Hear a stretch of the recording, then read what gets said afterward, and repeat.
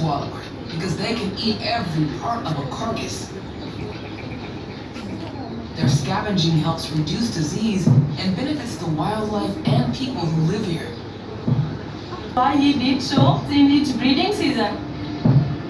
But the confrontation didn't lead to the outcome she hoped for.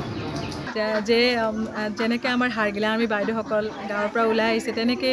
অসমৰ প্ৰত্যেকখন জিলাৰ পৰা বা সকলো গাঁৱৰ পৰা যদি এনেকৈ আৰ্মি এটা গঠন হয় পৰিৱেশৰ কাৰণে প্ৰকৃতি সেনানী বা প্ৰকৃতিৰ আৰ্মি হিচাপে আৰু যদি অকল হাৰগিলাই নহয় হাৰগিলাৰ লগত বিভিন্ন চৰাই আৰু বিভিন্ন জীৱ বৈচিত্ৰ্য যদি সংৰক্ষণ কৰিবলৈ তেওঁলোক আগবাঢ়ি আহে মই ভাবোঁ যে আমাৰ অসমখন বা আমাৰ পৃথিৱীখন বহুত সুন্দৰ হ'ব মই প্ৰত্যেককেই তাকে আহ্বান জনাইছোঁ আৰু ব্ৰহ্মপুত্ৰ জংগল ৰিসৰ্টে এনেকৈ প্ৰকৃতিক ইয়াত নিজে প্ৰকৃতিক সেলিব্ৰেশ্যন সদায় কৰে নিতৌ কৰে তাৰোপৰি এনেকৈ প্ৰকৃতি সংৰক্ষণ কৰা ব্যক্তিসকলক এনেকৈ আমন্ত্ৰণ কৰি পেলাই ইমান সন্মান দিছে তাকে মই সঁচাকৈ বহুত শলাগ লৈছোঁ আৰু অনুষ্ঠানটোৰ বিষয়ে মই বিশেষ একো অৱগত নাছিলোঁ ত্ৰিদীপদাৰ পৰা গম পাই মই একেলগে আহিলোঁ ত্ৰিদীপদাৰ লগত জংগল ৰিসৰ্টলৈ আজি এনেকুৱা এটা পৰিৱেশ মই সঁচাকৈ মোৰ সপোনৰ অগোচৰ আছিলে আৰু হাৰগিলা আৰ্মিৰ বিষয়ে অলপ শুনিছিলোঁ ইমান বিশেষভাৱে জনা নাছিলোঁ ইয়াত আহি ডক্টৰ পূৰ্ণিমা বৰ্মন তেখেতকো ভালকৈ লগ পোৱাৰ আজি মোৰ সৌভাগ্য হ'ল তেখেতৰ লগতে আজি প্ৰায় 65গৰাকী যি হাৰগিলা আৰ্মিৰ কৰ্মী কৰ্মী মানে তেখেতসকলে একদম ইয়াৰ পৰিয়ালৰ লোক সকলোৱে 10,000ৰ ভিতৰত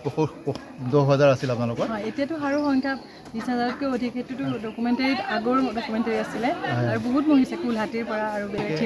বেলেগ গাঁৱৰ এই এৰিয়াৰ পৰা ইমানখিনি মহিলাক তেখেতে একত্ৰিত কৰি পেলাই এনেকুৱা এটা ভাল বিষয় লৈ তেওঁলোকক আগবঢ়াই লৈ আহিছে সেইটো কাৰণে সঁচাকৈ তেখেত অকল মানে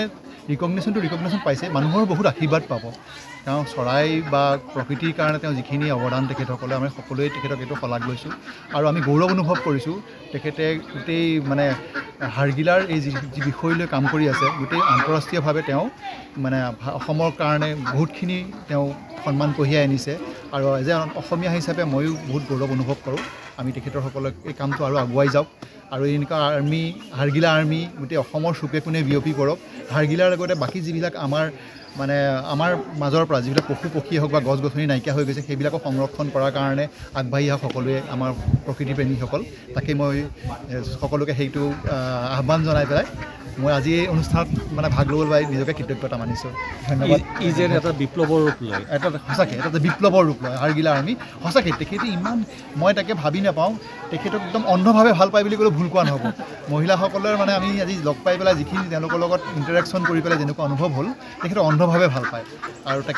তেখেতৰ বিষয়ে যিকেইটা ক'লে মানে 85 ফুট 100 ফুট ওপৰলৈকে তেখেতে হাৰগিলা চাবৰ কাৰণে হাৰগিলাৰ মানে বাঁহ চাবৰ কাৰণে পোৱালিবিলাক কেনেকৈ আছে সেইবিলাক চাবৰ কাৰণে উঠি যোৱা এগৰাকী মহিলা মানে আমি ভাবিব নোৱাৰে 100 ফুট ওপৰলৈ ভাবি চাওকচোন এটা জখলা এটা দি উঠি গৈ পেলাই আপুনি হয়তো সাহস নকৰিব ময়ো সাহস নকৰিম এই জংঘলৰ মাজত গছৰ ওপৰত গৈ পেলাই হাৰগিলা পোৱালিকেইটা ভালকৈ আছেনে নাই সেই হাৰগিলা সংৰক্ষণ কৰাৰ কাৰণে যিটো আমাৰ হাৰগিলা বুলি ক'লে চবেই ঘিণ কৰিছিলে মানে হাৰগিলাই লেতেৰা কৰে বা হাৰগিলাই বেমাৰৰ বীজাণু বিয়পায় সেই বিষয়টো তেখেতে পজিটিভ কৰি পেলাই কিমান মানে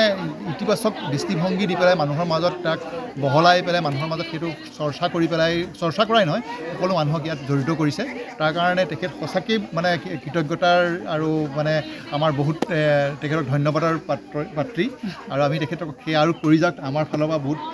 শুভেচ্ছা থাকিলে আহি থকা সময়ত যাতে ভাল হওক ধন্যবাদ